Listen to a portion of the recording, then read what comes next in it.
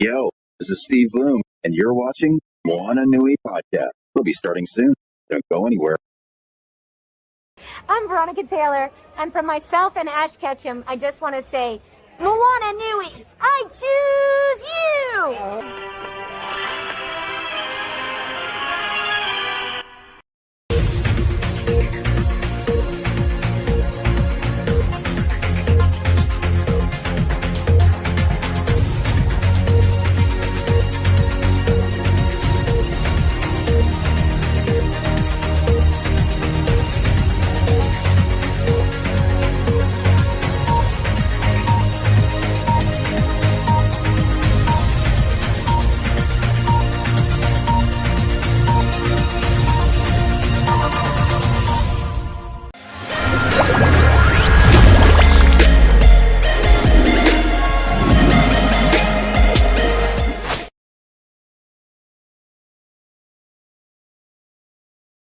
Yes, I'm Mauro. Hello, I'm Mauro.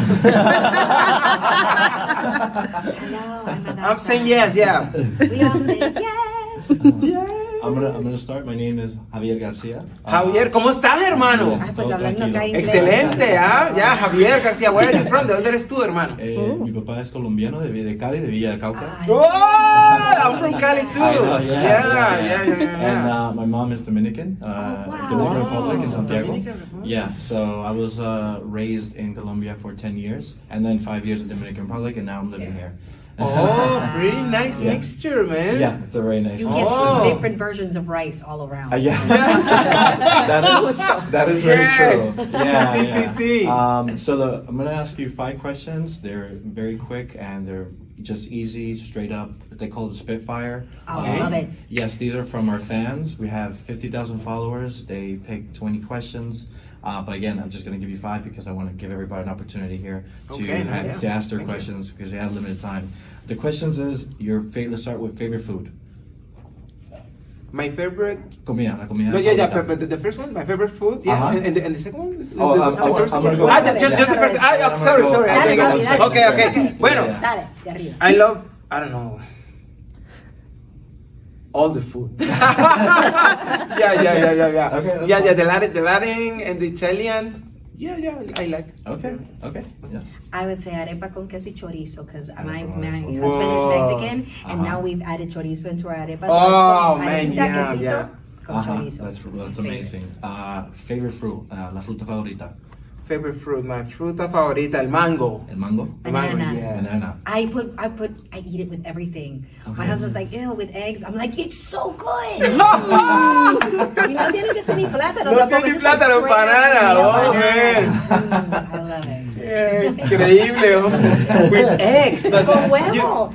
I mean, I have to eat quesito. I would try it. Yeah, I'm So like a good. You have a egg would banana, be- you have your fried eggs, and then you have it con quesito. But you know what? That's Quesito not weird fresco. because in Colombia we have el chocolate con queso. Chocolate con Sí. queso, Es yeah, el that único chocolate país with que nosotros cheese. tenemos el chocolate con queso. That It's is chocolate with cheese. It's the only country. Think hot chocolate and then you Colombia, put some cheese in it. Exactly. You're like, Good. Yeah. Yeah, it's good. It's Sounds good. like fondue. Favorite color. Color favorito. Pretty difficult. But I don't know. Maybe blue, gray. Okay, blue, No, gray. that just.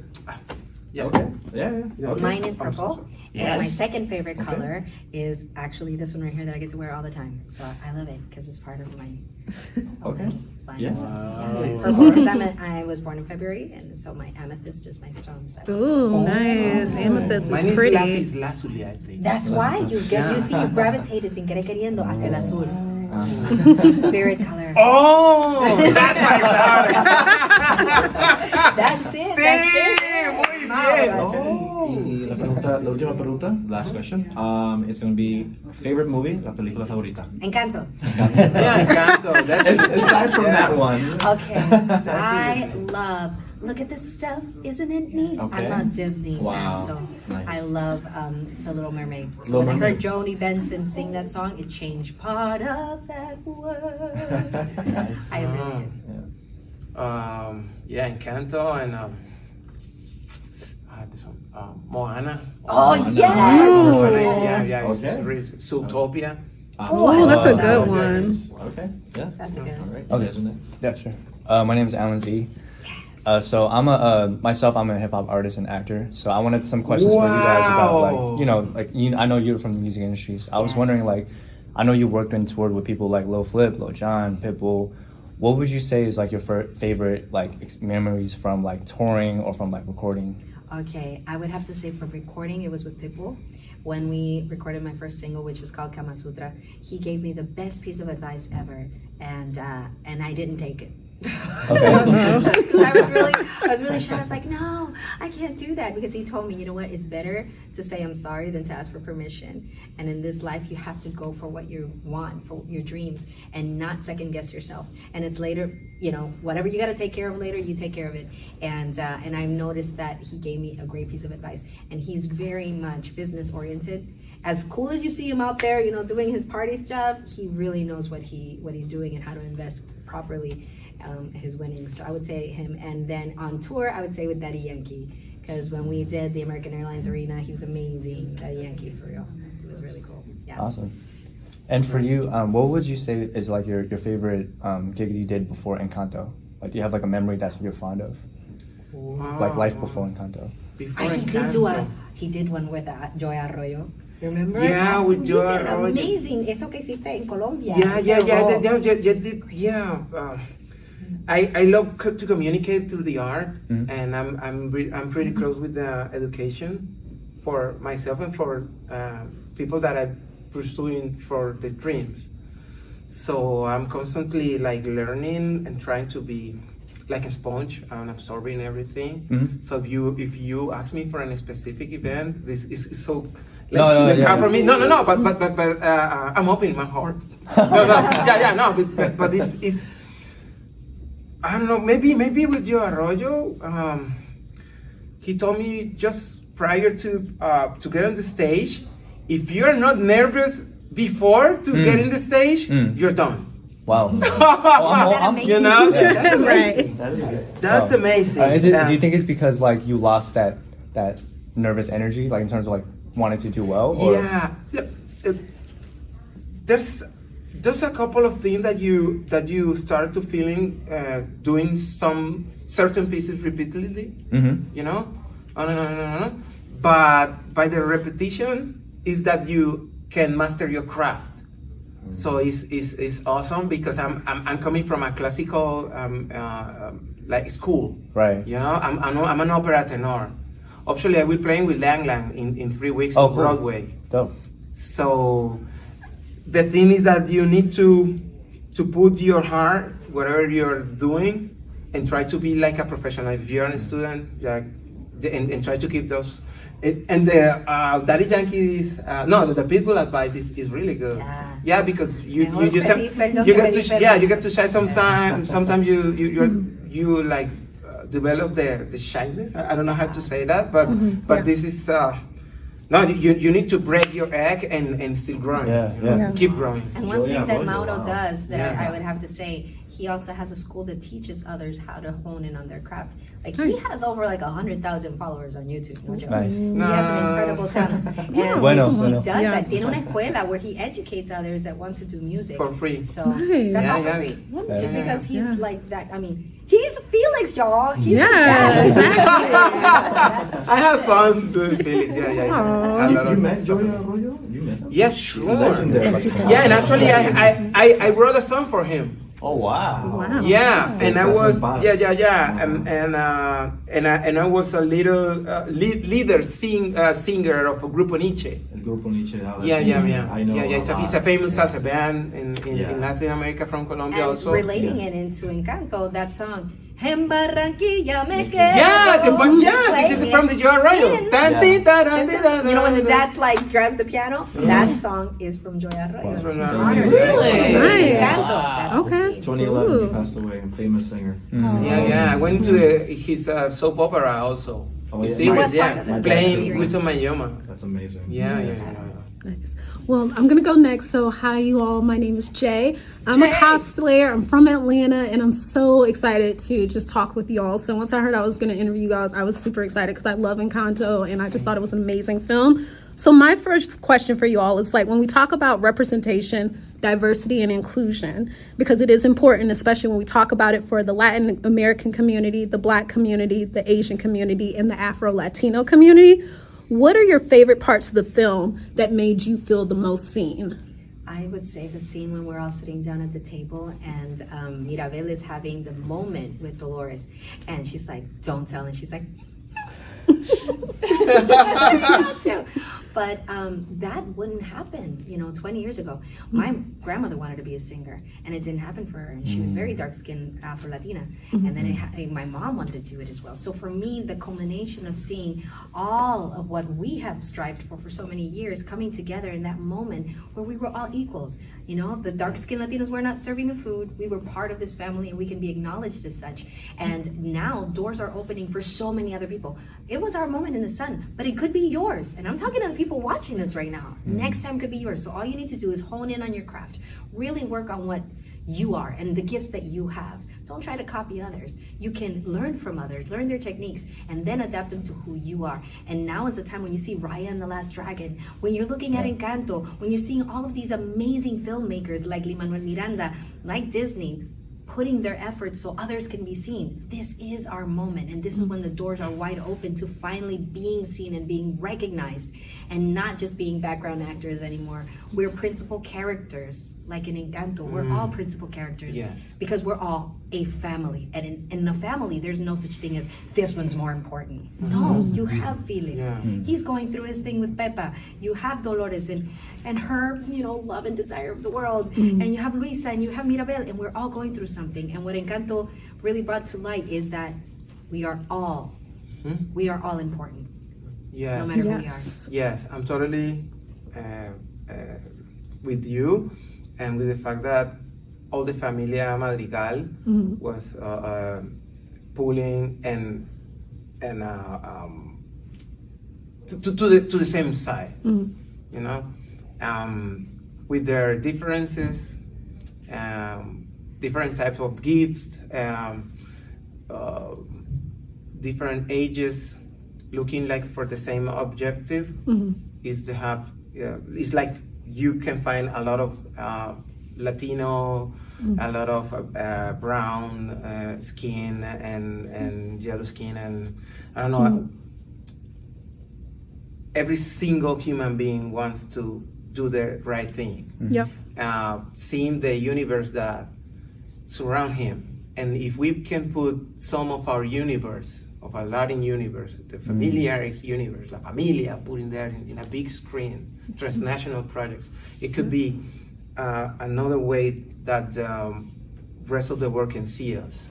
So it's very important for us, that representation, and we're waiting for you, wherever you are, to keep telling stories about us as a human being with differences. And I think the accuracy was the most beautiful thing, because if you notice Mauro, he's darker skinned than I am, and I'm still as Latina as he is. Actually, we're both Colombian. My mom is from Barranquilla, my dad is from Cartagena, he's from Cali. Nice. But then you look at Atlantic Stephanie, Ocean, Pacific Ocean. Exactly, we're still the water. Still the water.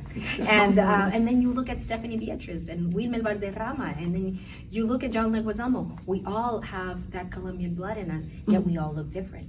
But that's what makes us so relatable, because we all are just in a giant world family. We're one step away from each other just because we don't look exactly the same. Actually, it should unite us more so we can really recognize a little piece of our internal selves, not just our physical characteristics, but who we are inside, which is just people who want to be seen and heard. Yes, no, thank you. That was beautiful. So my other question for you all is, did you think the music from Encanto was going to become as popular as it did?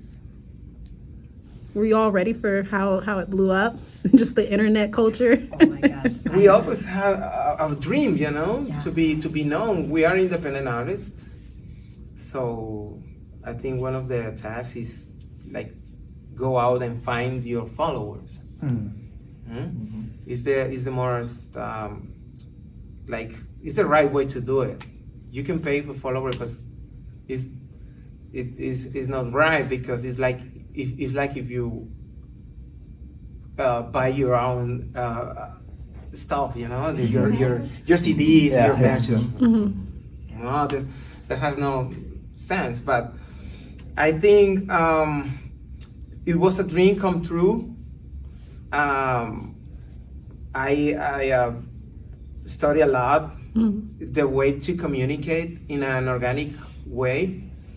I never put any single dollar in ads from Google.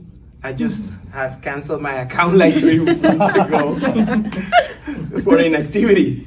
I will take a picture of it. Yeah, this is like an award. I will put some money. Yeah. Why not? Why not? When, I don't know, but there's a way to communicate. Is try to be indexical, to put indexical things in your communications. Trying to be assertive. So this is a great opportunity to show more about our country, more about us, but more about our country, our culture. Yeah. So I think it's growing and growing every single day. Encanto was released November 2024? 2024, right? Something, yeah. 24, no, 24. 21. No, it was for 24. Yeah, the 24th of November. 24. Yeah. Because you guys were like, year 2021. No, just the day. Yeah. The exact date. Okay. Yeah, it was for Thanksgiving. Yeah. So he has less than a year. So it's important to feel that this is enormous. This is esto es muy grande. Vamos echando para adelante de una forma increíble. So we're enjoying the moment. I don't think we imagined that it would blow up the way that it did. Honestly, anything that Lin-Manuel touches, I mean, Alexander Hamilton, come on, work of art. Or you think In the Heights, come on, who did not watch this? And then anything that Disney does, you know it has an amazing impact. But this was all over the charts. It was because of the people. It was because of the fandom. It was because of the fans on social media, on Instagram, finding themselves identified with one or another character. And We Don't Talk About Bruno wasn't even nominated for an Oscar. And there we were singing We Don't Talk About Bruno at the Oscars. Yeah. It's because it was phenomenal. The people who saw themselves like, I'm Luisa, I am Mirabelle. And then when they cosplay the characters, that's what took off. Like TikTok, Instagram, we were just all surprised at what happened, and then the radio started playing it. So it really was the people that made it what it was. It was that I feel that the story hit to the core of who they were, and especially We Don't Talk About Bruno, that a kid that is 3 years old is singing it, and then the grandma is dressed up and singing We Don't Talk About Bruno too. So it was really beautiful, and then it broke the records that Disney had for 26 years. Now becoming #1 for so many weeks. And there's more surprises. Like technically they don't tell me much because they know I'm gonna tell her. You can hear what give us a little sneak peek. I hear it. Okay, so next week, some of the Madrigals and all of us that are here and some more members are gonna be at Disney for something important. I'll be at D23. Yes. But we can't say what it is. Something's gonna go down, and it's gonna be wonderful, and it's gonna be amazing. Oh my gosh. Dolores. We're excited. Well, Lin-Manuel's gonna come out of somewhere.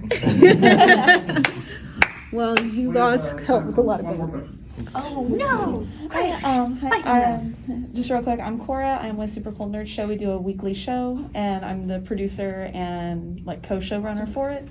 And with that kind of mindset, I was curious. With Encanto, the filming for Encanto, it would have been during the pandemic. So did y'all film, or did y'all like record your parts separately? And if so, do you prefer to do it separately or in the same room with each other? Oh man, I would have loved to do it like they did in Frozen. Some things never change. Are you okay? Yes, we're singing our parts. I would have loved that. That would have been amazing. We would have been in a room. We don't talk about. Me too. I would have loved that, but it wasn't possible. So the pandemic rose another level of like, whoa, what's going on? But this is where the directors, Byron Howard and Jared Bush, had everything to do with our performance, because it was being guided in the dark But the masters knew what we were doing the whole time. Yvette Marino, she knew what was happening, so did Lynn. But we would only be able to see a little bit before, a little bit after, or hear a little bit before and after. So when we even saw the work of art, we didn't know what to expect. And then we were all crying. Because we were like, oh my gosh, this is so beautiful. It's like we were in the same room. I was in Nashville. ¿Dónde tú estabas grabando? I was in Florida. I recorded in a Disney studio facility. There In Florida. close to the parks. Oh, I was at home. Yeah. Oh, I was wow. at home. We have a studio. Yeah, and it was and I have a studio at home as well. So it was amazing because we had the chance to send my part through the pandemic. It was very still difficult time. time. Yeah. So difficult times. I learned how to speak English reading audio manuals. I'm like an audio freak. I love the compressor, equalizers, all the things, microphones, all the things related with the music creation. I believe that you can develop your own sound, choosing the right tools, right with your heart, not with your head in the like in the magazines. No. And it was really a really good and challenging opportunity to improve a lot of stuff. I did some animated projects before from X Factor in Colombia, and it was a really good chance to continue with that. You know, you think that you need to get stuff in order to improve yourself, but I think that the things that you need to get better and to be a professional is inside of you. So that's why we need to study a lot and know about different cultures and different styles, music styles, and different ways to communicate that we are. And I think it was beautiful because once we saw the work of art fulfilled, it's very easy for you to understand that it doesn't just take the vocal talents, but also the talents of all the editors and everybody who's part of this, from the animators to the amazing directors that we had, because they had the vision and they could see what we couldn't see, and we had to trust them. And I would not have trusted anybody but them for making this what it really was. And they really brought something beautiful that when we finally got to premiere it in Los Angeles together, it was the first time ever premiered in front of an audience. So we got to hear what people liked and, the laughter, and seeing people that are like, I don't speak Spanish, but this is amazing. Oh my gosh. It was beautiful, and to hear it out there, it was something creative. Okay, quickly. You're from Orlando? Yeah? I'm from Colombia. Oh, okay. From Colombia. Well, you said you South did the America. studio, that's why I asked. Yeah, he went to the studio. Yeah, I have a couple of studios. I have one in Bogota, Colombia. Tape machines, tube-based stuff. Okay. I'm from Orlando, and you guys You're can from be there. Orlando? DisCon coming up. Yes. Supports amazing charity, Give Kids a World Village. Yes. You guys Oh, familiar with yeah, that? we'll be there. Yeah. Oh, Very cool. So we'll see you there. Check it out. I think it's September 30th or October 1st. Yes, so. it is. Cool. Well, I don't want to hold up your time, but thank you so much. And Thank you. we'll see you then in D23, baby. Yes. Yeah. 23 for something amazing. Arriba Latinos, Colombia, República Dominicana, México, Ecuador, Perú, toda Centroamérica, hermano, Chile, aquí estamos. I love you. Keep up amazing work. So. Thank you. Yes, amazing. Thank you both so much. This has been wonderful.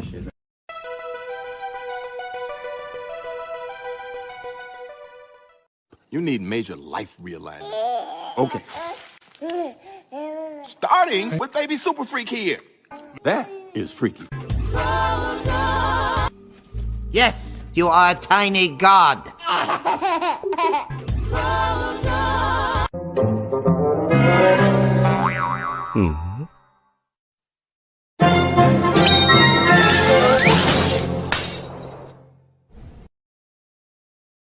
Getting up here so much. I want to be going down there. Okay, we're gonna do it. They don't know what I'm. Vámonos a cantar, pues.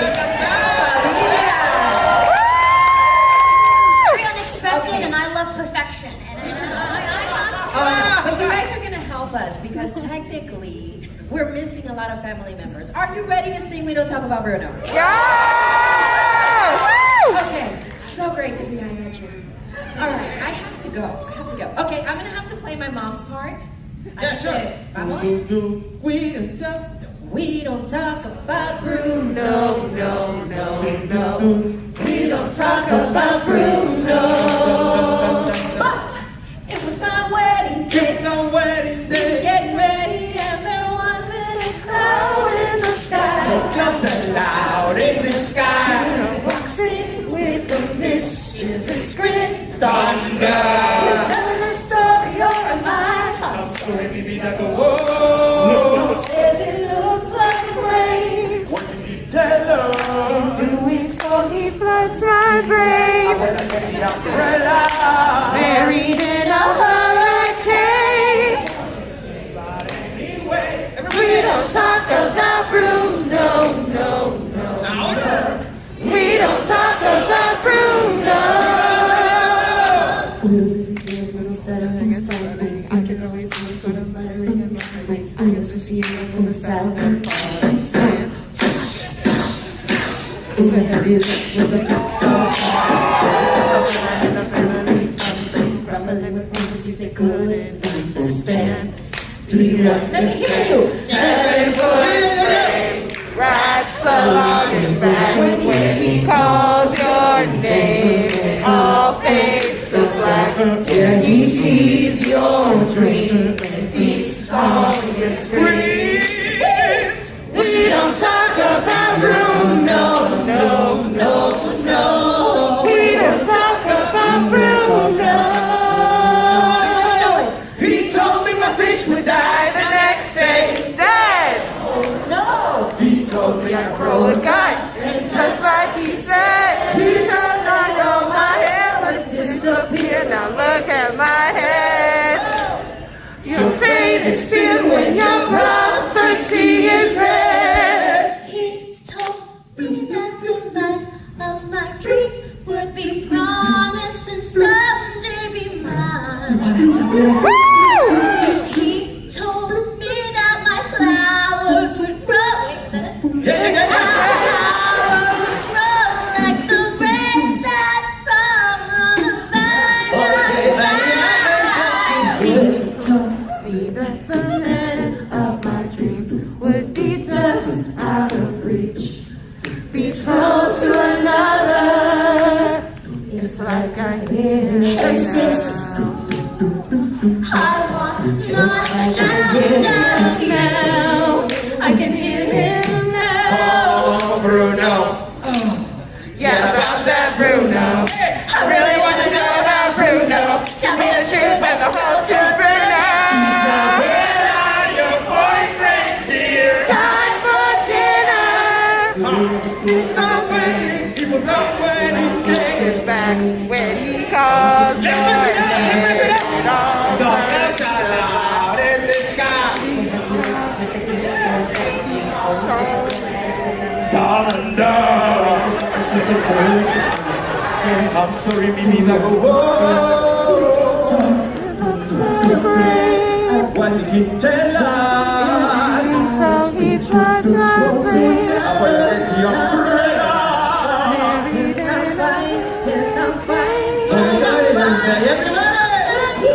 We don't talk about Bruno, no. One more time. We don't talk about Bruno. Good job.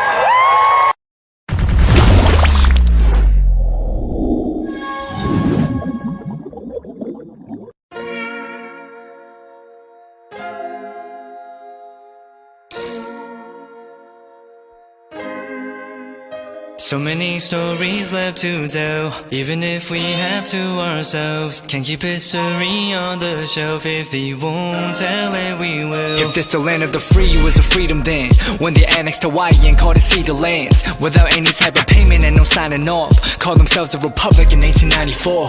1.2 million acres overtaken from the native Hawaiians. When they resisted, the West retaliated in violence and erasure. The Hawaiian language is banned as part of colonialism's plan to expand, yeah.